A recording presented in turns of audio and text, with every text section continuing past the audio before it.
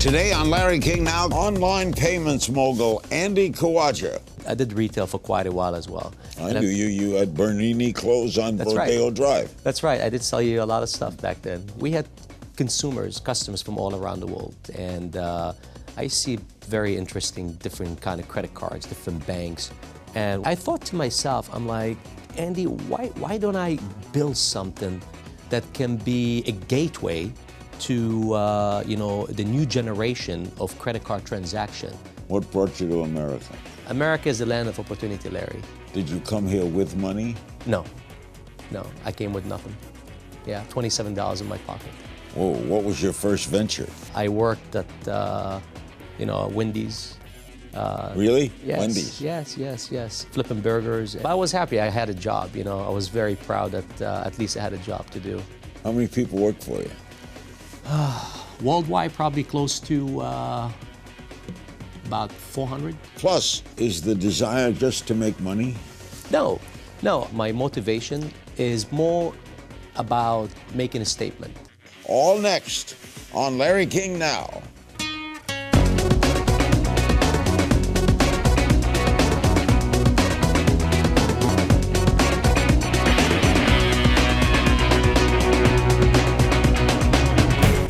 Welcome to Larry King Now. My special guest today spoke 5 languages fluently by age 13, says he sleeps fewer than 4 hours a night, was recently named an American genius by the AGA Award Committee, beating out Google's Sergey Brin and Facebook's Mark Zuckerberg for the title.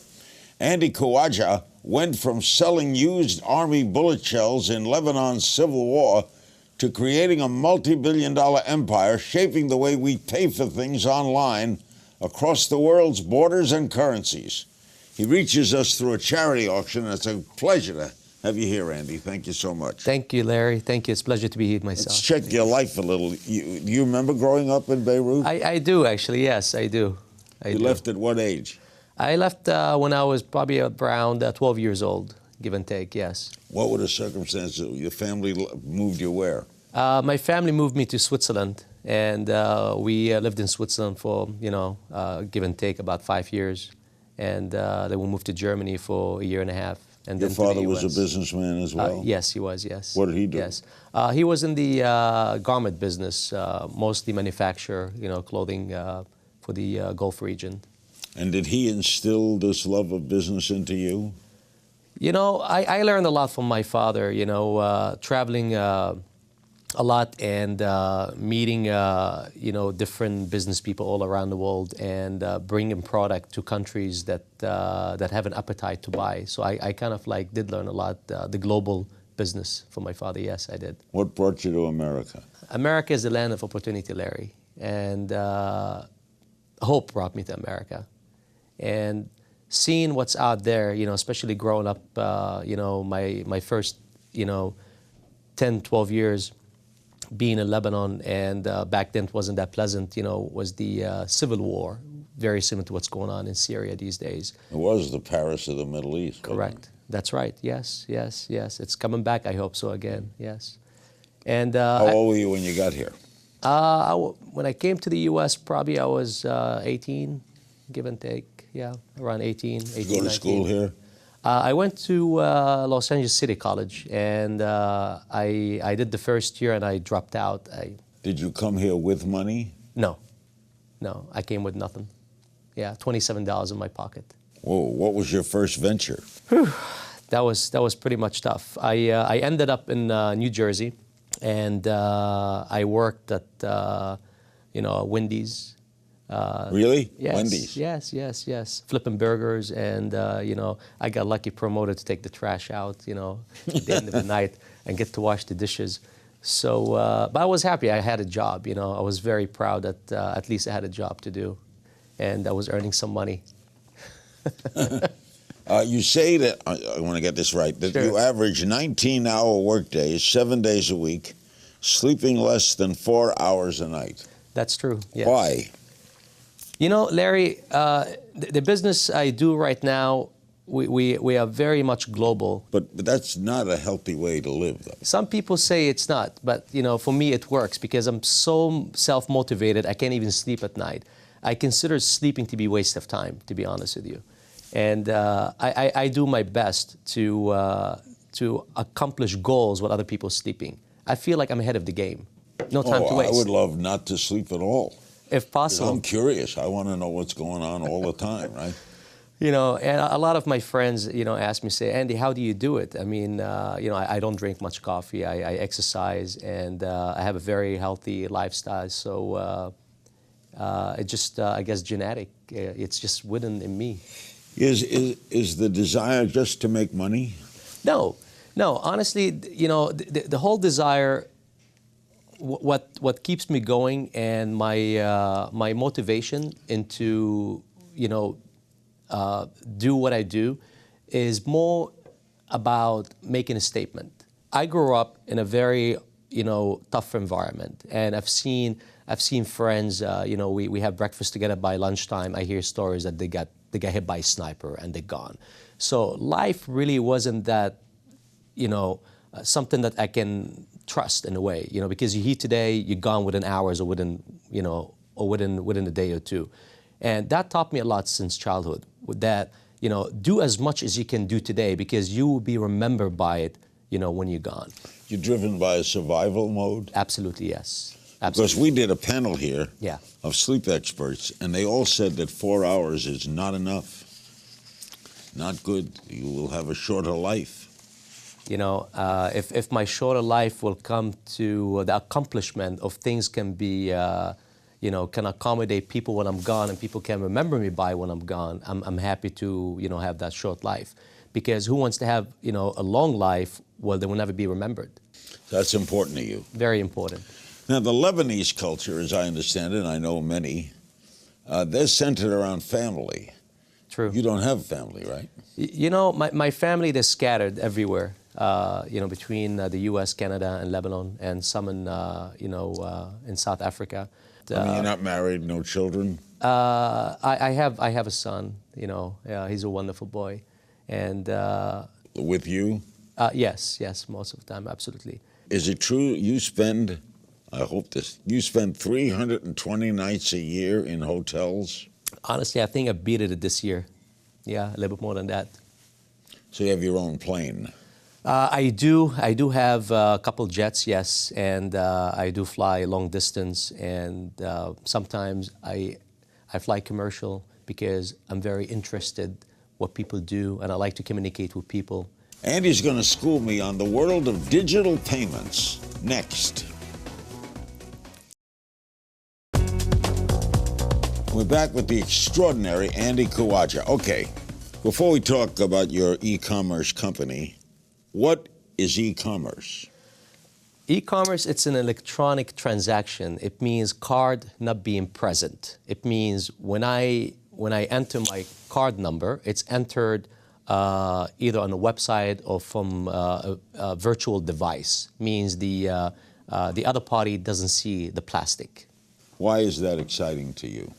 It's very exciting because, you know, I've seen the you know, the growth of the internet, and I've seen the size of it, and I decided to myself, you know, when I did retail for quite a while as well. I knew you had Bernini clothes on Rodeo Drive. That's right. I did sell you a lot of stuff back then. You know, some beautiful suits and good garments. Absolutely, good memory. You know, we had consumers, customers from all around the world. They used to come to Rodeo Drive and buy the product, and I see very interesting, different kind of credit cards, different banks, and what strikes me the most is that the currencies, that every single card from every region, it can be from the Saudi Arabia, you know, they can be from Malaysia, Indonesia, Japan, Germany, London, Canada, Australia, regardless, you know, where they're from, and every single card comes in its local currency to transact, and of course there's an any change on the back end of the card from the bank, and there's the conversion fee and the currency conversion forex. So I thought to myself, I'm like, Andy, why don't I build something that can be a gateway to you know, the new generation of credit card transaction?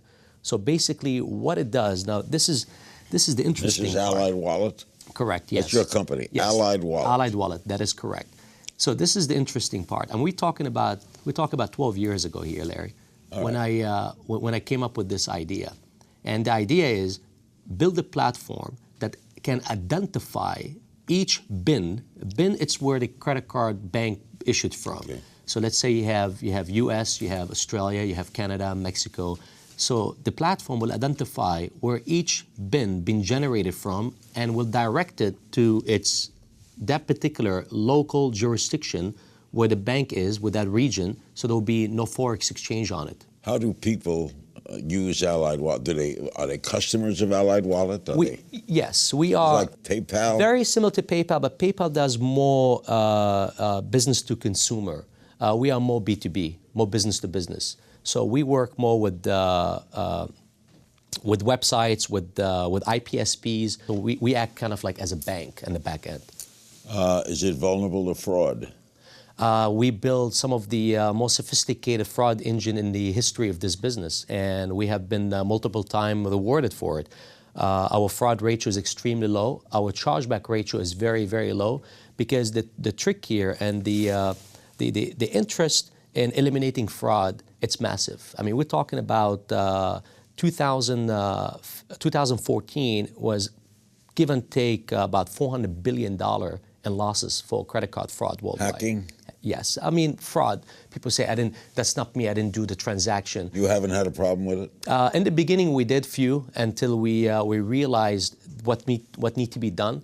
And that's the good thing about Allied Wallet. What we do, we have our senior .NET Microsoft certified developers in-house that constantly working with compliance and risk. How many people work for you? Worldwide, probably close to about 400. Where are you based? London, UK, and West Hollywood, California, and Scottsdale, Arizona. We have 3 corporate offices. And this is going 24 hours a day, right? Of course, you're in different time zones. Correct. And we have offices in Frankfurt, Germany, plus Tokyo, Macau, Hong Kong, and New Delhi, India as well. You told Wired magazine, I'm going to write a new era for the e-commerce business. That's right. Have you?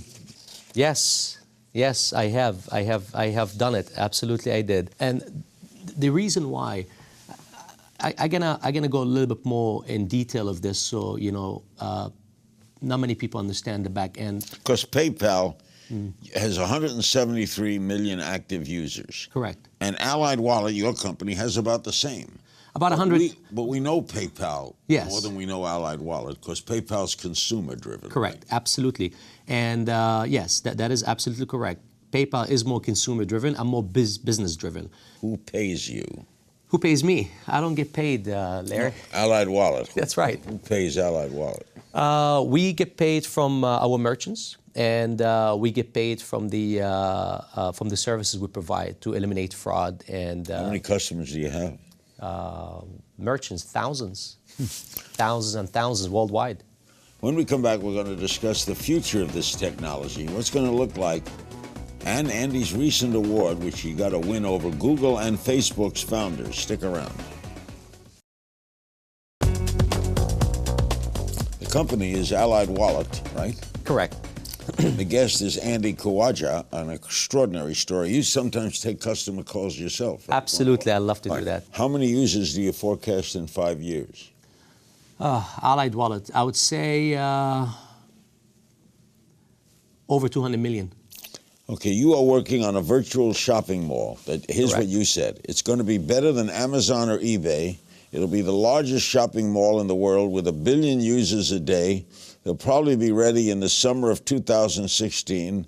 It's going to generate $10 to $15 billion a year. That's right. What is a virtual shopping mall? Actually, it could be even more than that. The virtual shopping mall I've been working on for the past couple of years, we're probably going to launch it the second quarter of 2016. I mean, think about this, Larry. Imagine you walking around and you see something that you really like. And instead of calling a personal shopper or etc., you take a picture, you snap it, you upload it into our shopping mall. It asks you to categorize it. Is it a watch? Is it a cup? Is it a pair of shoe? And you categorize the item, and then it goes to every single store that we have in the shopping mall. We talk about globally. we can cover literally about 70 countries around the world. So it goes to every single store that sells that item. And they're going to reply back to you, very similar to Facebook messages. You have your account and people can send you messages.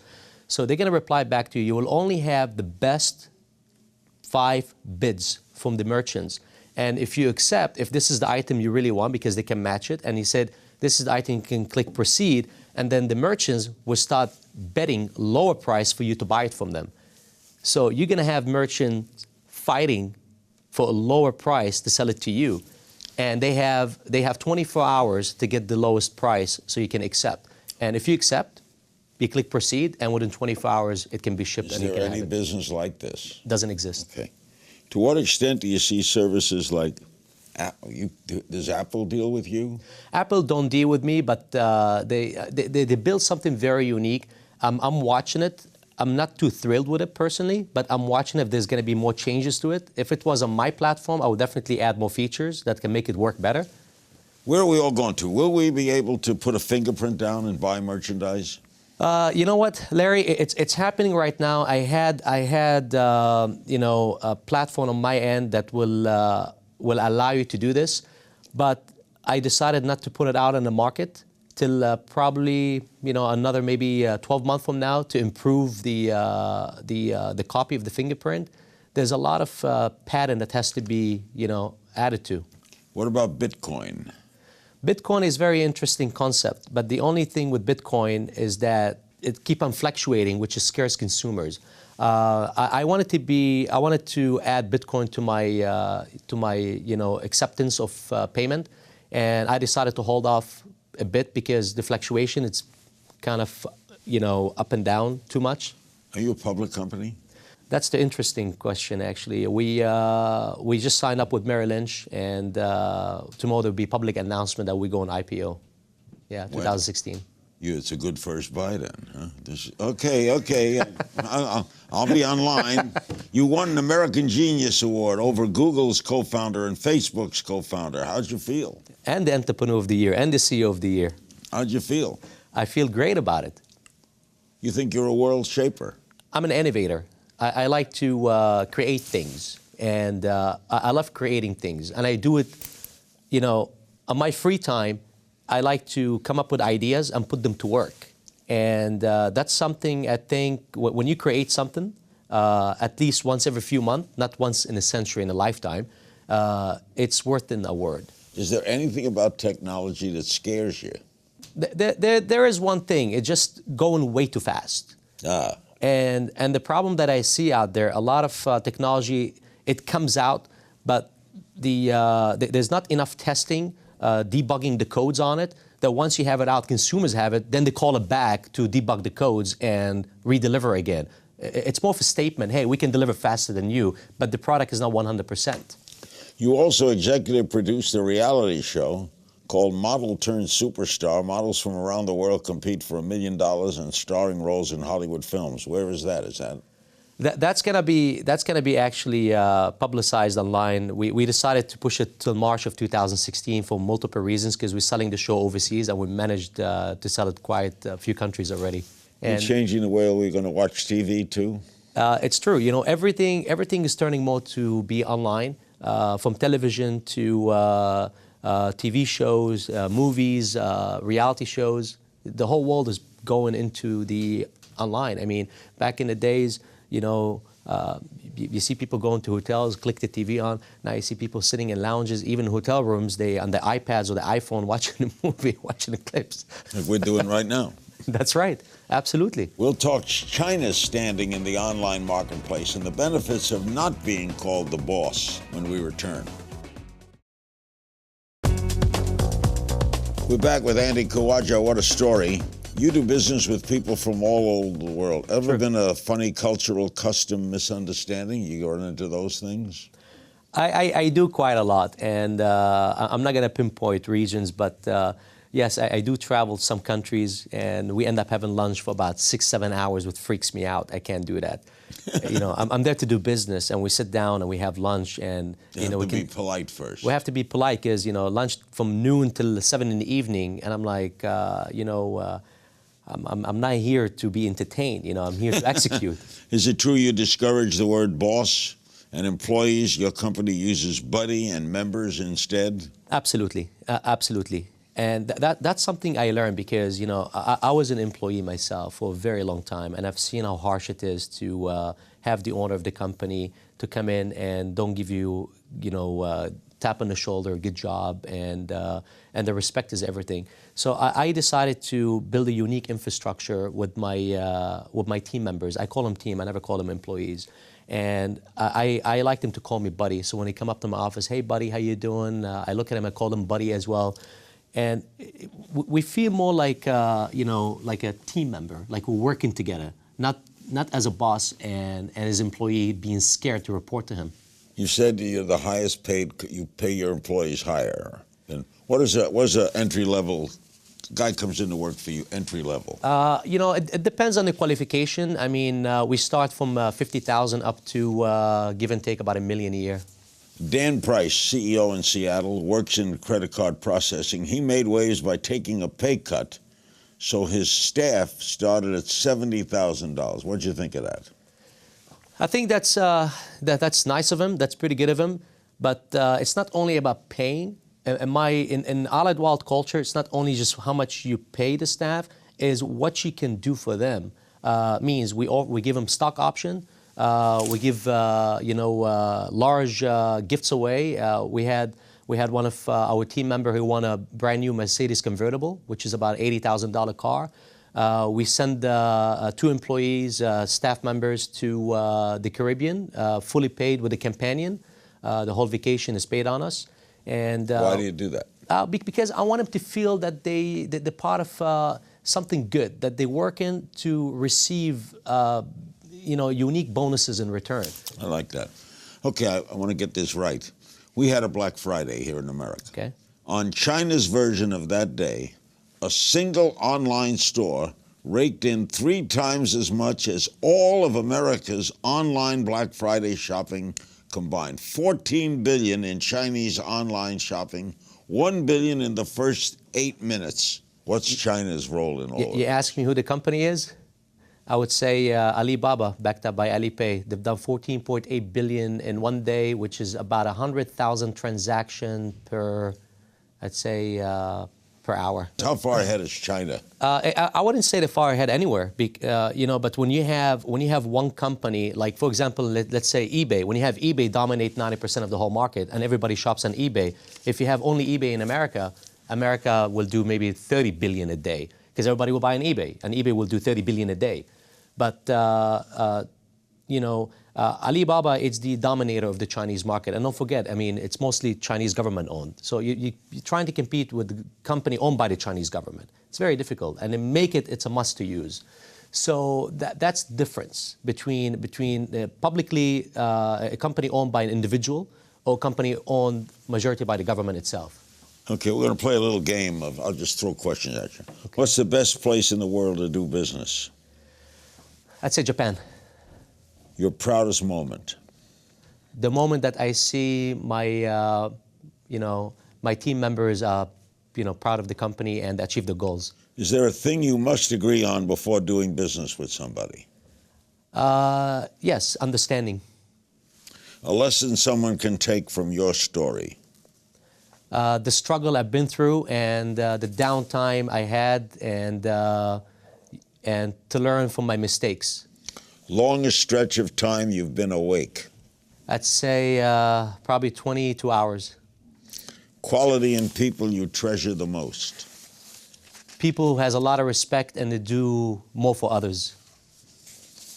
2 figures in history you admire? I mean, I admire a lot, Bill Clinton. I respect him a lot, and I respect what he's done. And the second, I'd say Albert Einstein. Most embarrassing moment? I overslept for a meeting. Something we should all be paying more attention to? What goes on every day in our life, and see how we can make it better for us and others. How we can improve things. A simple thing like just paying a bill. That goes through a myriad of things quickly, right? It's true. It's all so fast. Very fast. It's incredible. It's the speed of light, even faster than that. What do you want your tombstone to say? Here lies Andy Khawaja, blank. The creator of Allied Wallet and the innovator of e-commerce. Are you always looking for new things? All the time. What an honor meeting you. Pleasure, Larry. I want to thank my guest, Andy Khawaja. Be sure to catch up with me on Twitter at King's Things, and I'll see you next time.